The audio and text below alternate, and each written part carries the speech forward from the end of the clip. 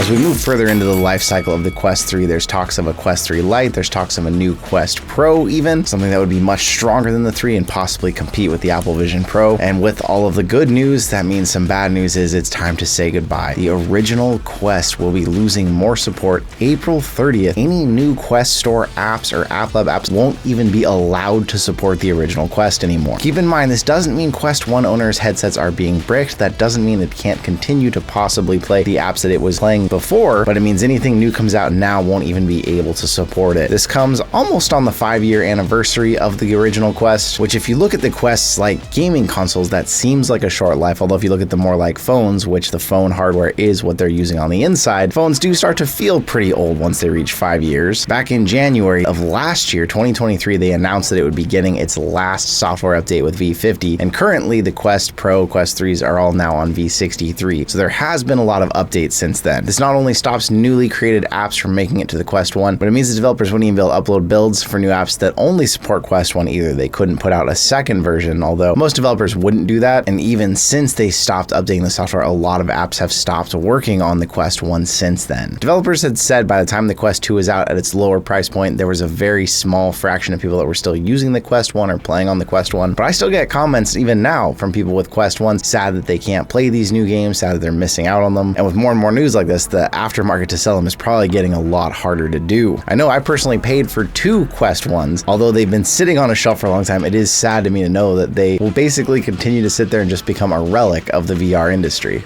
If you missed the first announcement video, Bobo VR is an accessories maker, very popular in the Quest industry. They make some of the most popular head straps, batteries, and other accessories. They just this last week announced their new Bobo VR lineup of accessories coming to the Quest 3. We already had reviewed and showed you the S3 Pro, a head strap that has a 10,000 mAh battery pack, an integrated fan to help keep you cool, and it's a very solid head strap, albeit maybe a little over-engineered as some people have said. There's a lot to it and it does make it a bit heavy. Complementing this lineup, they are now adding a few extra accessories, one of which is a charging dock that can fast charge the batteries for it, up to 3 of them at a time. Something that I did discuss with a lot of you in the comments, the question of why 3? The Quest 2 was known for its Bobo VR dock, being able to keep it running forever with just 2 batteries. Our early testing of the new batteries with the 10,000 mAh battery pack shows that these should also be able to maintain the Quest 3 with only 2 batteries. Bobo VR did tell me their idea was, as people tend to use these batteries for other things now too, charging phones, taking on trips with them, they wanted to add the possibility of a 3rd, but then also for people who have 2 Quest 3s and use these batteries, 1 dock of 3 should be able to run both of them simultaneously for a near unlimited time. Something I will be testing shortly once we hopefully get this dock in, and I actually paid for another battery over on Amazon. But if you're interested in pre-ordering any of these, there is a 5% discount code that you can if you pre-order, although of course if you want to hold out, we will be reviewing all of these, testing them all to see how they do. I'm pretty excited for that because I would love to be able to run 2 Quest 3s forever off these docks and batteries, but I'm gonna have to have quite a few batteries to pull it off. I personally haven't tried Quest Plus, even though 6 months of it came free with the Quest 3, and if you don't know what Quest Plus is, this is kind of like PlayStation Plus or Xbox Game Pass but for MetaQuest. Quest Plus is a monthly subscription that gives you 2 VR games per month. You get to keep those games as long as you continue paying for the subscription, but a big change that recently happened that made Quest Plus more popular was they added a back catalog of games that gives you a whole bunch of games that you get access to instantly when you sign up. You can see the games here on the screen, the prices of what's currently in the catalog, but something really interesting we found this last month when we were digging into data and looking at what the top Oculus Quest games are currently that are being played the most, a lot of them in the top 20 were older games that actually were offered in the Quest Plus catalog. Of course, the top 20 include a lot of free games that people spend tons of time playing, like Rec Room and Gorilla Tag, but games like The Climb and Jurassic World making it back on, games that aren't necessarily games that you could spend a ton of time in, but so many people apparently either got the Quest Plus subscription or had it from getting a Quest 3 for 6 months free that these games actually were showing up in the top 20 again. It's interesting to see that Quest Plus is that popular, but I'm curious to all of you out there, since we are still in that 6-month window from when the Quest 3 launched. Those of you who are using Quest Plus, is it just that free 6 months with Quest 3, or do some of you have Quest 2s and you're really enjoying Quest Plus and the free games access it gives you? Granted, it's not truly free because you you are paying for a subscription. If you still haven't gotten it this month, there is a couple more games launching on it. Floor Plan 2, it's an escape room game where you ride an elevator from one floor to the next, and it's actually more fun than it sounds like, I will give it that. And then Drop Dead Dual Strike Edition, the 2019 zombie shooter that can actually be played by up to 2 people together in horde mode. And you're probably more familiar with Drop Dead The Cabin, which is not free unfortunately, but that is one that even has its own mixed reality mode for the Quest 3. A couple more games for those of you who do have Quest Plus. I personally don't. I have so many of these games already that I got in the past that it just didn't seem worth it to me to bother with another subscription, since we all know we probably have too many subscriptions we're paying for, or at least that's what the stupid ads for that app keeps telling me.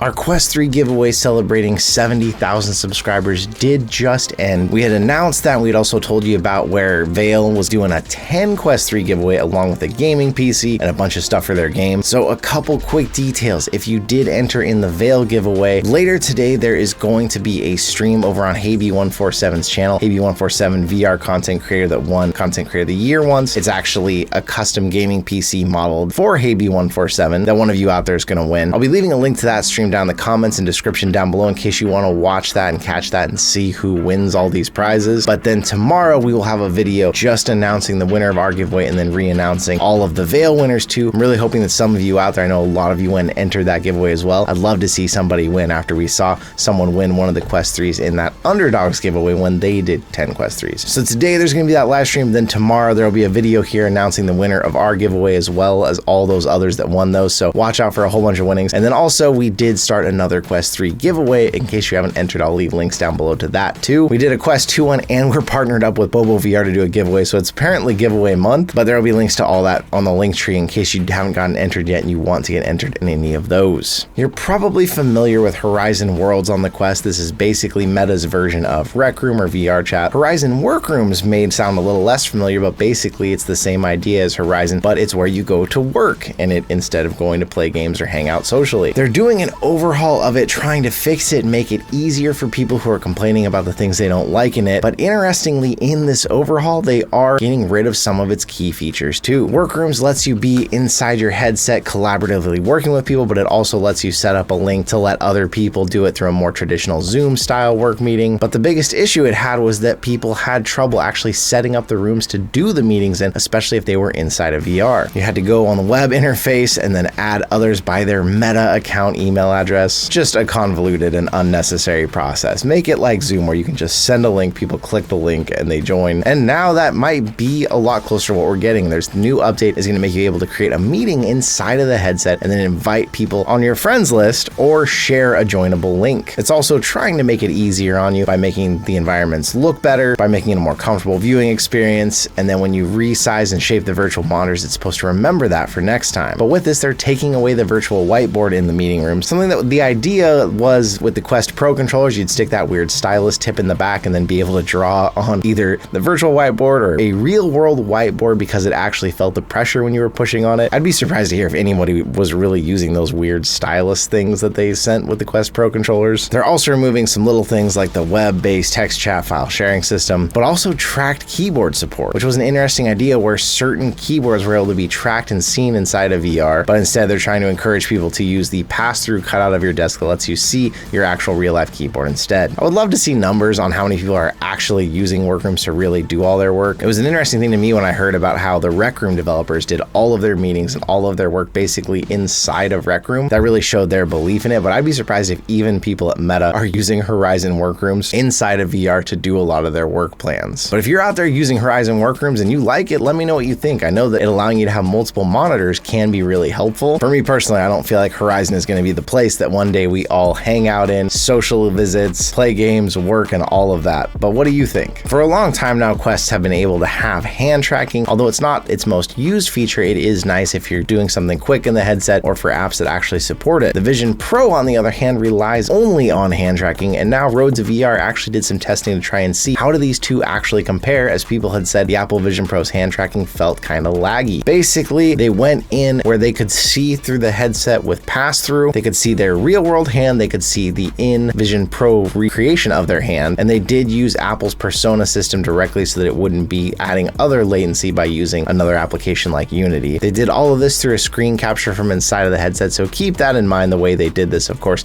there could have been some variables, but they did do multiple tests and found it to be about 3.5 1.5 frames with a capture rate of 30 frames per second, giving them 116.7 milliseconds. And then when they added the Vision Pro's latency of about 11 milliseconds, they're saying that was a final result of 127.7 milliseconds, or around 128 milliseconds. In testing this against the Quest 3, they found the Quest 3 to be around 70 milliseconds, but they said the odd thing about this experiment was when you're actually using the Quest 3, it felt way faster than the Vision Pro, not just this smaller amount, which, I mean, that's still about half, but there's actually a combination of factors here. In the Apple Vision Pro, the latency and pass-through is so short from the amount of time the camera sees the environment to getting to your eyes. It's only 11 milliseconds versus the Quest 39. So in the Quest, when you see your hand move through pass-through and you see the virtual hand very close behind it, you're not realizing how much latency is also coming through the headset to where your real-world hand is actually moving. This all does get a bit technical, but basically it's an interesting experiment to see that the Vision Pro does have slower hand tracking, but it's not as slow as it feels like it is because the screen is so fast, you're seeing your hand closer to real time of what's happening in the real world. It's a lot of little details that change how we perceive our experience with VR or mixed reality, things that we don't always realize because we have to trust our eyes and what we're seeing our hands do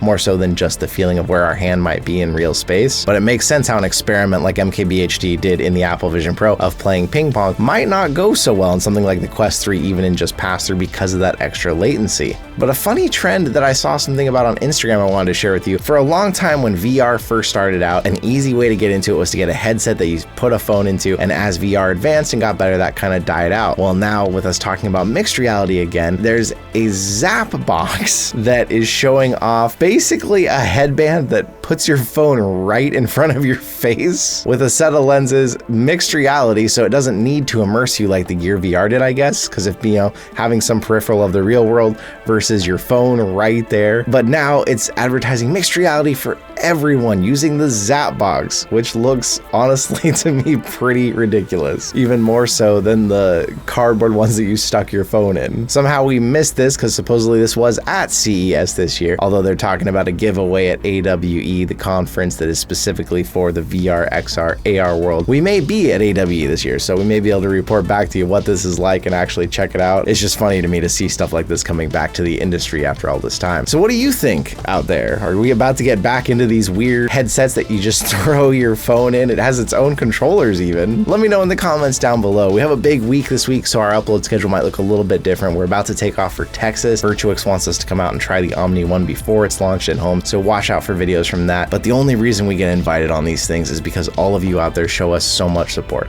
So thank you for the millionth time, and probably a million more to come, and I'll see you in another reality.